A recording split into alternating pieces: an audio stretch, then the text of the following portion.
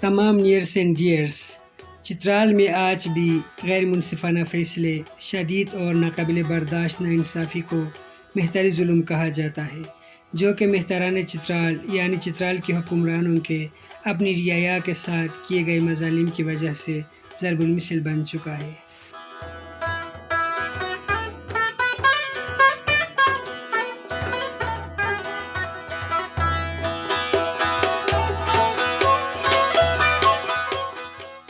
اس وقت ہم ایک پرانا قلعہ برمغلشت سمر فورٹ پر موجود ہیں، جہاں مہتران چترال موسم گرما میں رہا کرتے تھے۔ اس قلعے کو بناتے وقت جب ادھر بلاک فیکٹری نہیں بنائی گئی تھی، مین چترال سے اینٹیں یہاں پہنچانے کے لیے چترال سے یہاں تک لوگوں کی ایک زنجیر بنائی گئی تھی، اور وہ ایک ایک کر کے اینٹیں ایک دوسرے کو پکڑاتے تھے اور یوں اینٹیں اس مقام تک پہنچ جاتی تھیں۔ انہیں کسی بھی صورت اپنی جگہوں سے ہلنے کی اجازت نہیں تھی، کھانے پینے کا کوئی انتظام نہیں تھا۔ روکھی سوکھی روٹی اپنی کمر کے ساتھ باندھ کر مشکل سے کوئی نوالا منہ میں رکھتے جاتے تھے اور کام میں لگے رہتے تھے، مگر پیاس کی شدت کی وجہ سے چکرا کے گر بھی جاتے تھے۔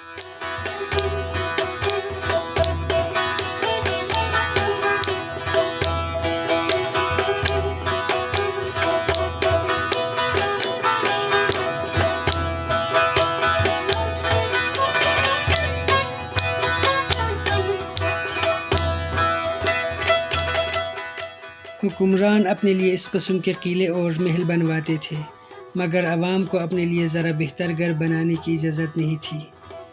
بہتر کپڑے پہننا یا بہتر گھر میں رہنا مہتر کے ساتھ مقابلہ تصور کیا جاتا تھا، اور جو بھی شخص ایسی گستاخی کرتا اسے عبرت کا نشان بنا دیا جاتا تھا۔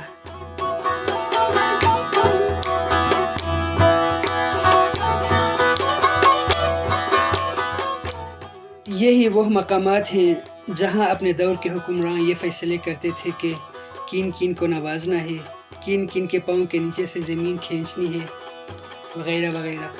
اور تاریخ گواہ ہے کہ ایسے فیصلوں میں بیگمات کی سفارش اور بے ضمیر چمچوں کی سازش بہت ہی کارساز ہوا کرتی تھی۔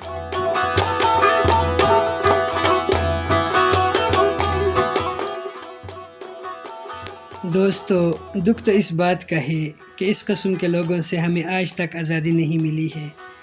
آج بھی جو کوئی بھی اقتدار میں آتا ہے تو سب سے پہلے اپنے لیے محل بنانے کی فکر میں لگتا ہے، اور الیکشن کے ٹائم پھر سے عوام کے دکھیات آنے لگتے ہیں، اور الیکشن کے بعد پھر عوام کے دکھ ہی رہتے ہیں۔ پھر انہیں کوئی نہ یاد دلاتا ہے، نہ وہ خود یاد کرنے کی کوشش کرتے ہیں۔